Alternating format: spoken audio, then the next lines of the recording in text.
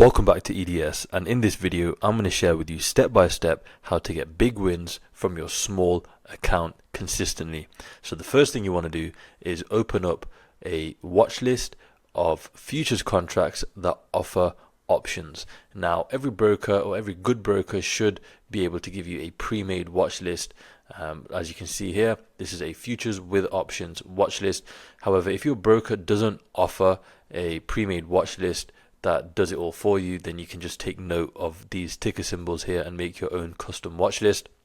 Now, the reason why we use futures and the reason why we use options, specifically writing options contracts, is because when we write options contracts, it allows us to craft a high probability of success, and you'll see exactly what we mean when we get further into the video.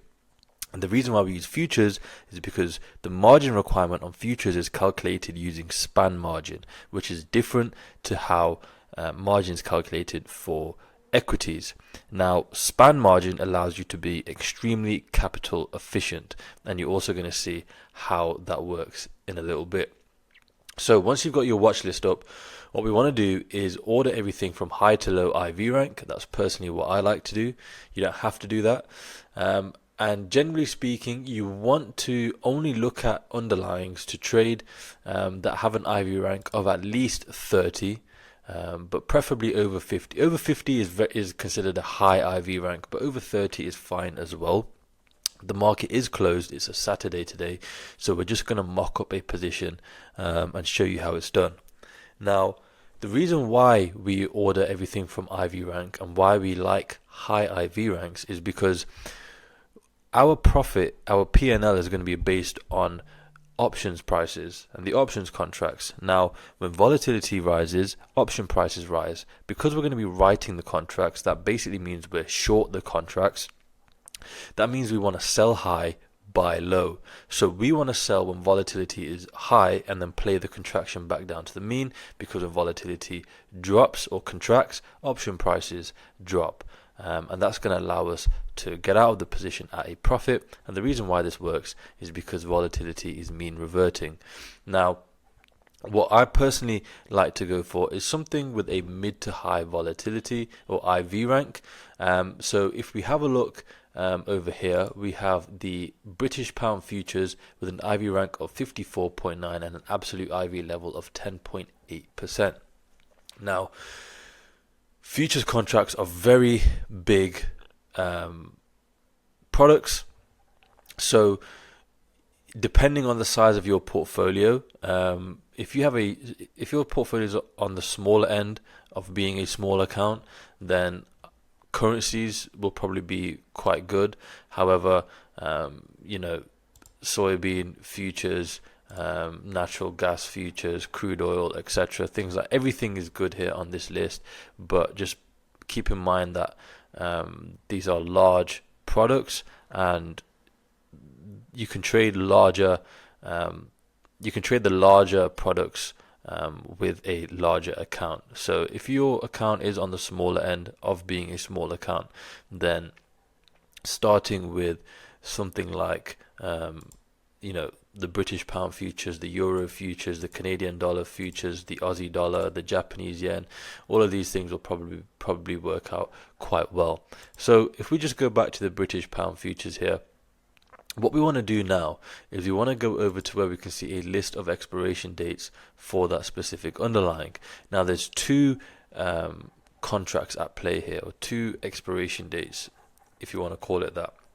We have the options expiration dates, but then futures contracts also expire as well. So if we have a look, February 7th and March 7th, these are our, all down the left side here are our option expiration dates, but then to the right, these are our futures contracts. So February 7th and March 7th, they correlate to the 6BH5 futures contract, and April 4th, May 9th correlate to the M5 contracts, and so on and so forth. So you don't really need to worry too much about which futures contract it is that you need to go for, provided you have a good broker that automatically kind of figures this out for you. You only really need to worry about the options expiration dates. Now, the expiration date that we want to pick needs to be between 30 and 60 days out in time.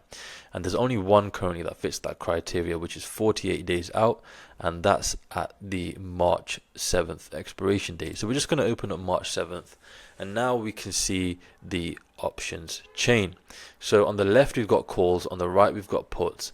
We've got a horizontal orange line that shows where the price of the British pound futures is with respect to the strikes, which we can see going down the middle, and we have this orange vertical bar here that shows us what the expected move is of the British pound futures over the next 48 days. So what we want to do is make sure we have a high probability of success. Now remember, when we are short the options contracts, that means we want price to stay away from that contract. We don't want price to breach that contract. We want the contracts to stay out of the money. So if we know the expected move, what we can do is sell contracts that land outside of the expected move. Now, the further out you go, the higher your probability of success. However, the less premium you collect up front, less risk, less reward. So how far out do we go? Well, we've got these blue dotted lines here that show us our standard deviation levels, and we've also got delta on either side as well. So as a 3-point checklist, we want to be outside of the expected move, we want to be in and around the 1 standard deviation level, and we also want to be somewhere around 15 and 20 deltas. So if we start with the deltas, we've got 15 delta here at the 126 strike. Now you'll notice the spread here is very wide, and that's simply just because the market is closed.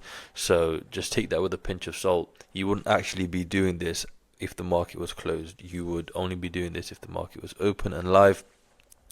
But just for the sake of this example, because this is so wide here, what we can do is just be a little bit more aggressive and go towards the 20 delta. So we've got a 21 delta here, and the reason why that is because there's more action happening when you get closer to the money, or closer to at the money strikes.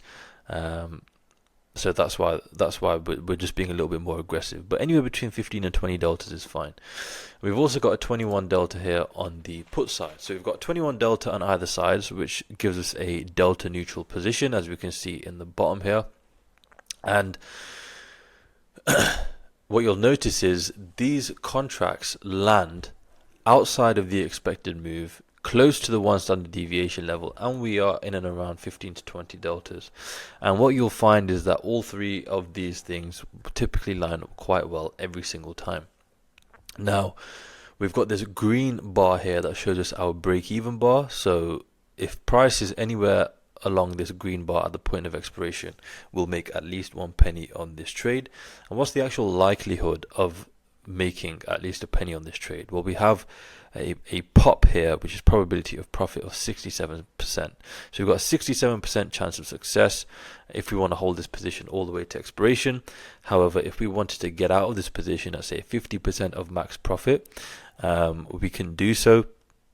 And we've got this P50 number here, which isn't displayed for futures.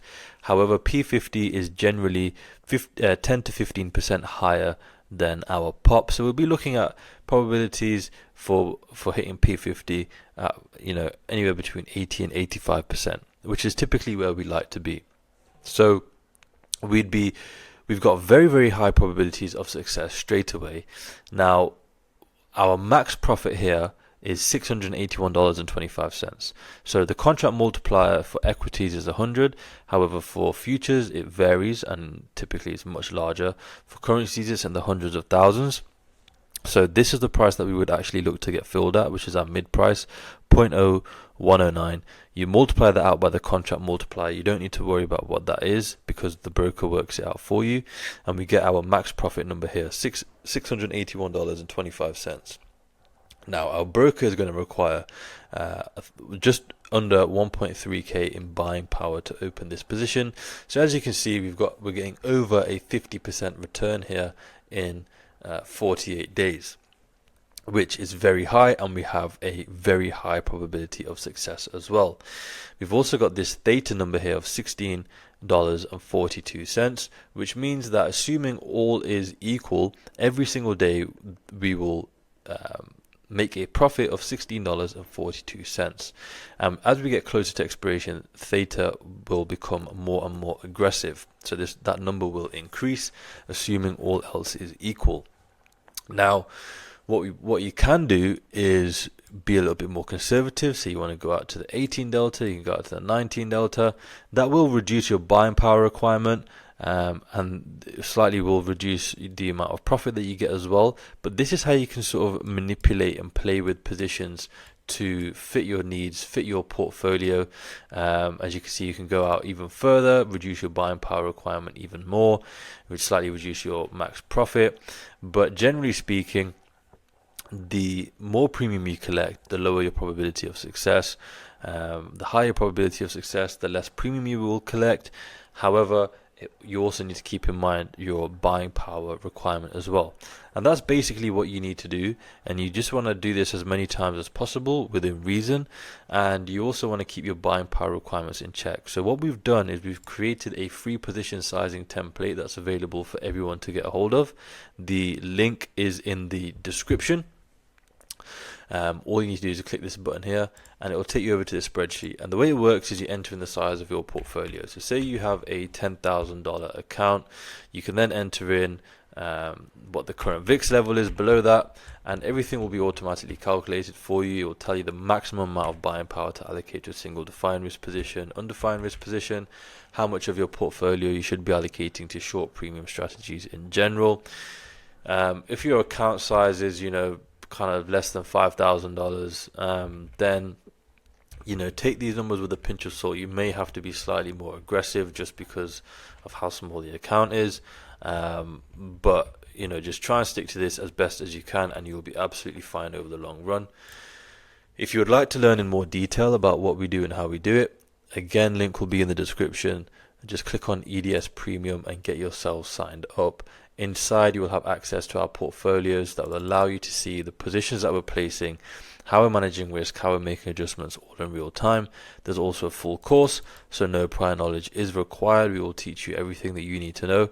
If you get stuck, it's a private community, so you can speak with myself directly or with other like-minded individuals, and there's a 100% money-back guarantee. So after 6 months, once you've gone through the course and followed some of our trades, if at that point you aren't profitable, then we will work with you for free until you are, or you can simply request a full refund. So it's completely risk-free. It's £1 a month to join right now. It's super cheap because we've just launched. The price will be increasing. However, once you're in, the price is locked in for you for life. So you are rewarded for getting in early.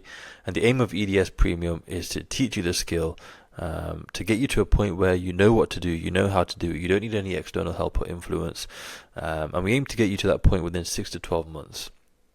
And it's a skill that you can take with you for the rest of your life, and no one can take it away from you. So with that being said, I will see you guys on the inside.